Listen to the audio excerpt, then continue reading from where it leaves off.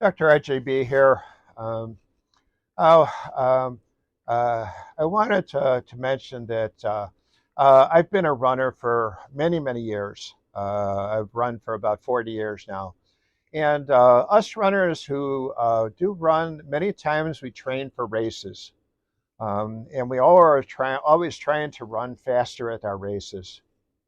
So we're trying to figure out what is the secret of running fast. So today I'm going to give you the secret of running fast. So if you listen carefully, I'll give you the secret.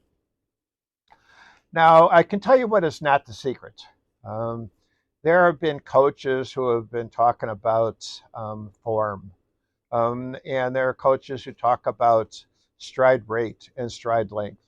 So actually, one of the coaches was watching races, and he watched movies of the races and was able to do some arithmetic, and he figured out that the fastest racers had a stride rate which was 90 strides per minute.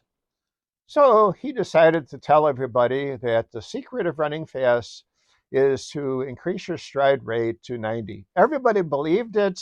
Everybody started doing it, caused all kinds of trouble. I remember when I tried to do this, um, I uh, wound up getting shin splints because I was trying to move my legs faster than they actually could move.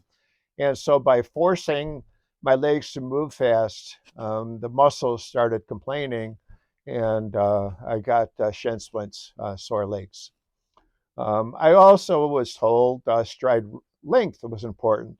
So you try to make your strides as long as possible. It's a good way to pull the muscles when you do that. You see, these things are actually the result of running fast, not the cause of running fast. It's kind of the cart before the horse. Um, uh, the, um, the horse pulls the cart doesn't pull the horse. So just the same way, when you run fast, your stride rate goes up. When you run fast, your stride length goes up, but it's not the cause um, uh, of the running fast. So, what is the cause of running fast? Well, researchers kind of took a look at this, and they were able to determine that when uh, uh, uh, uh, people run fast, they checked all of the different factors of what were going on, and they tried to decide whether there was any correlation between running fast and the other factors like stride rate, stride length, etc. So they had a treadmill that was set up with all kinds uh, of, of, uh, of equipment that measured all kinds of things. And then they had people running on the treadmill, and they would speed up the treadmill and see what happened. They would take a look at all these numbers and see if they changed. They also tested some animals to see if there was any correlation between running fast and other individuals. So they tested a turkey. I know there was a dog involved, but the one that I loved the best was that they actually tested a tiger when it was running.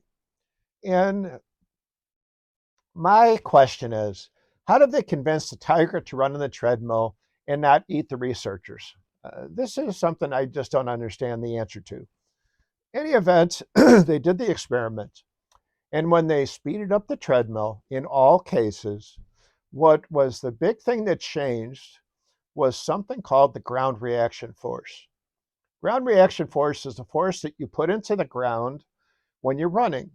Um, so when you run, you tend to kind of leap from one foot to the next foot. That's the stride length. And when your foot hits the ground with the next stride, there's an initial phase called the stance phase. And that phase is when your foot is firmly on the ground and all the weight is on it. And you're putting pressure against the ground to prevent yourself from falling because you're coming down and you hit the ground and gravity wants to pull you down to the ground. So your leg has to resist that force. And as it does that, it pushes against the ground to prevent you from falling. And that is called the ground reaction force. Now, when you do that, you also push your body forward and upward. so that you can go into the next, what they call a flight phase, where you're kind of moving through the air until the next foot hits the ground. So there's a ground phase in running and there's a flight phase in running. And so as you hop from one foot to the next foot, when your foot hits the ground, it causes a ground reaction force. And that changes when you run faster. The faster you run, the more the force is. And it happens the same in animals and it happens the same in humans.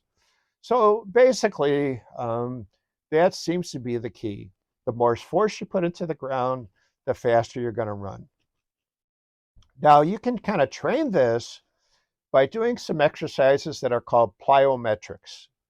Plyo, Plyo, and then metrics, of course. And you'll find if you look this up, it's a series of jumps and hops that you can do, which basically strengthen the legs and also develop the springing in your legs. You remember that I had a previous lecture on elasticity of the legs in running. That was part of the force in running. And so you're kind of developing this elastic rebound with the plyometrics. The other thing you can use to increase the strength of the ground reaction force is weight training. By doing things like squats and deadlifts, you strengthen the legs. And if the legs are strong, they can push against the ground harder and you increase your ground reaction force. Both plyometrics and weight training have been tested in research, and it has been found by doing these things, you can increase your running speed. So it's not just somebody's theory, it's actually been tested and proven. So plyometrics, weight training, good things for you to practice if you want to increase your running speed. And ignore those coaches that tell you to increase your rate, increase your length. That's theory, but it's not been proven. Okay, so that's the secret, guys. And I hope you check out some of my other videos.